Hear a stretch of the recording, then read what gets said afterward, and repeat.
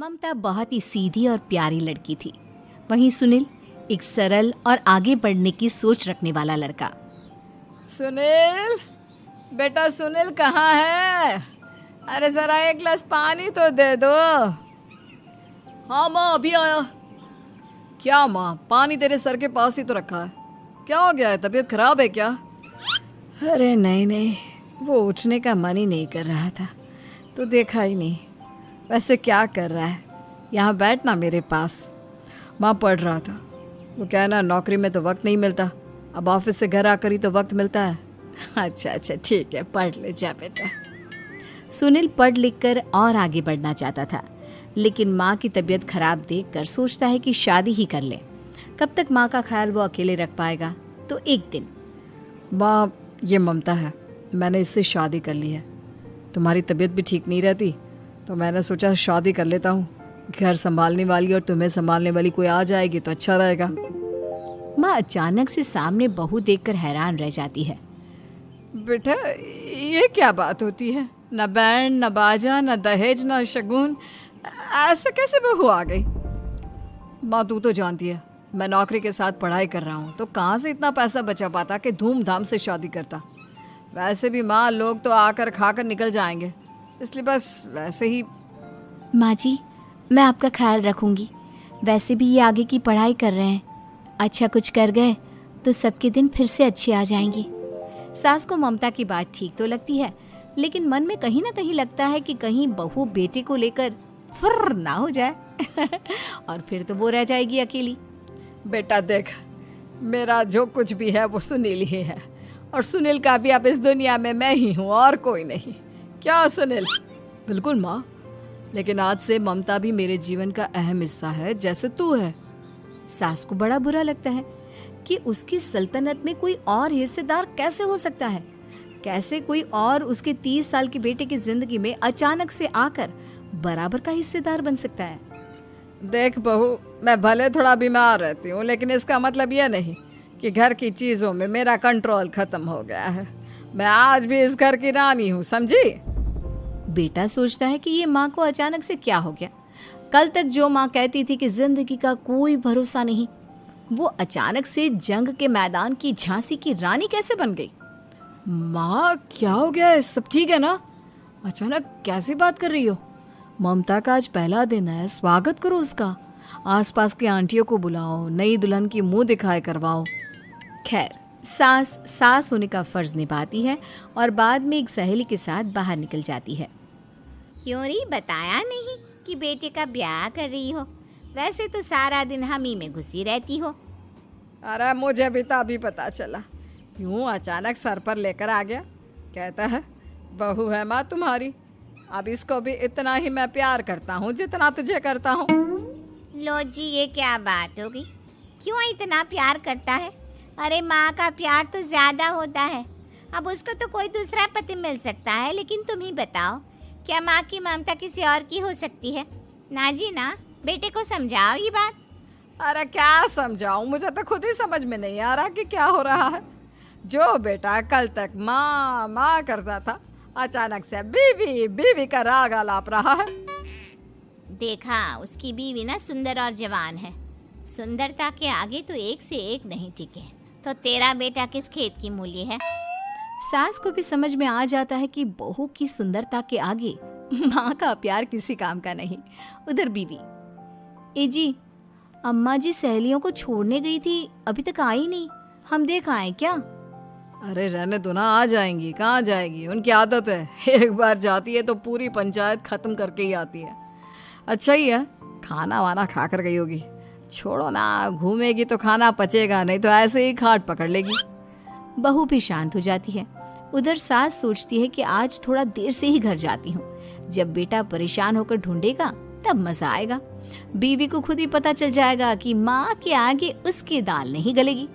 लेकिन वहीं दूसरी ओर घर पर, ए जी, माँ जी अभी भी नहीं आई, हमको तो घबराहट हो रही है कि क्या करें, जाकर पता करें किसी के घर।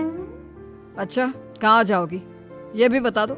पहला दिन है तुम्हारा इस घर में और एक ही दिन में मोहल्ला छानोगी क्या? हाँ, तो आप भी तो नहीं जा रहे हैं ना, हमको फिक्र हो रही है। अरे यार, ये रोज का है अम्मा का, खाओ और सो जाओ। बस फिर क्या था। बेटा बहू खाना खाते हैं और कमरे में सोने चले जाते हैं। उधर जब सास को कोई देखने नहीं आता तो वो हार कर घर आ जाती है, जहाँ वो देखती है कि सारे घर की लाइट्स बंद है। सास को गुस्सा आता है। बहू, ममता बहू कहाँ हो? लेकिन सारे दिन की थकी बहू को ऐसी नींद आती है जैसे किसी ने भांग की गोली खिला दी हो। वो तो नहीं उठती। उठकर आ जाता है बेटा। अरे क्या बात है अम्मा, काहे चिल्ला रही हो? अरे सो जाओ ना, सुबह की थकी है बहू, वो सो रही है। जोर से बोलोगी तो नींद खुल जाएगी उसकी।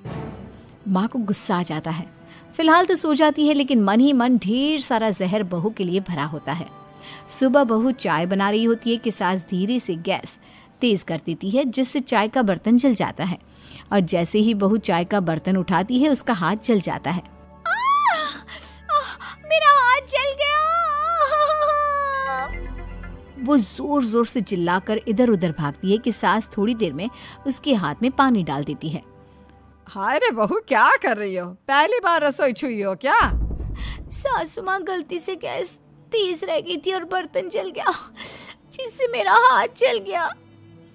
हाय रे, कितना गंदा दाग। छी छी छी छी, मुझे तो उल्टी आ रही है तेरा गला हुआ मांस देखकर। तू ना मुझे अभी साथ से खाना मत लगाना।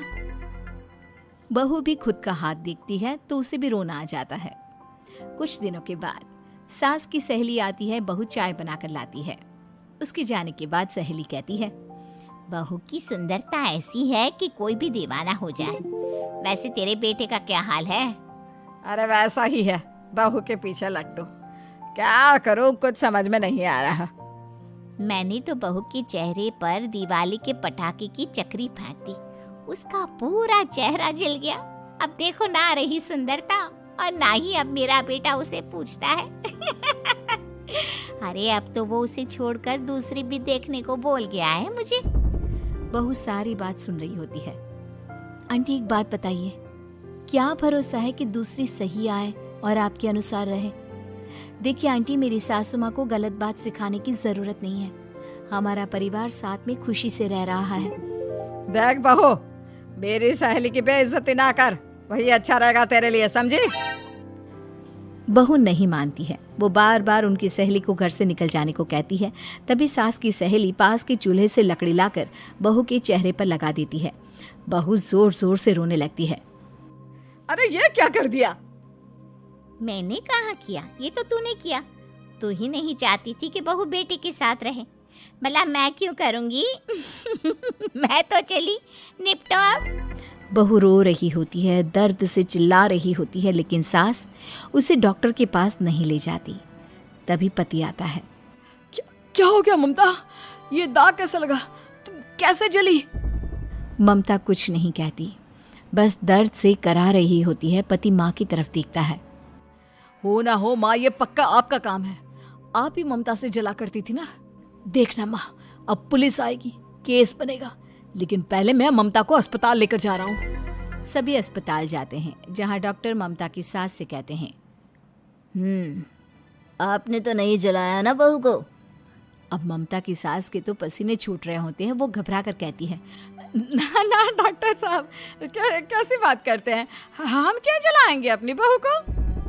डॉक्टर ममता के पति से पूछते हैं। देखिए, क्योंकि ये ससुराल में जली है तो मामला पुलिस का बनता है, तो आप पहले पुलिस को बुलाइए, तभी इलाज पूरा होगा। सास डर जाती है कि अब तो बच्ची जिंदगी जेल में ही रहना होगा। रहने दीजिए ना, पुलिस को क्यों बुलाना?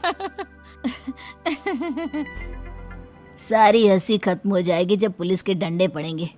बहू को जलाना भले ही बहुत आसान हो, लेकिन उसके बाद सारी जिंदगी जेल की हवा खाना। सास डर जाती है।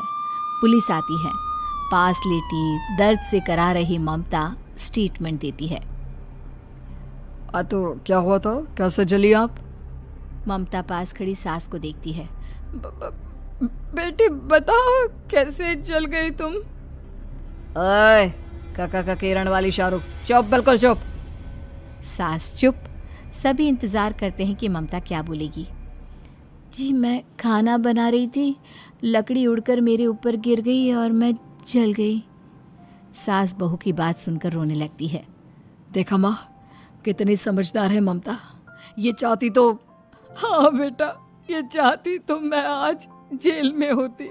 मुझे माफ कर दे, मैं आगे से अभी कभी ऐसा नहीं करूंगी।